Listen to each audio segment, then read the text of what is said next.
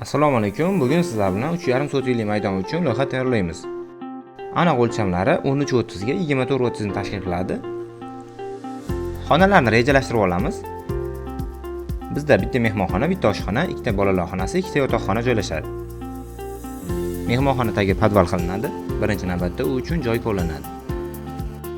Qurilish bo'yicha ketma-ketlikni qadam-qadam ko'rishimiz mumkin. Podval uchun zina uy oldidan bo'ladi.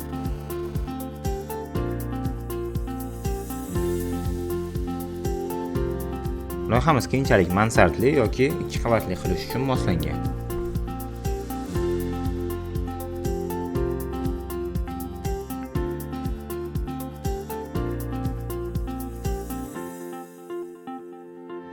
Loyihamiz shu etabigacha qancha xarajat ketishini video oxirida bilib olishingiz mumkin.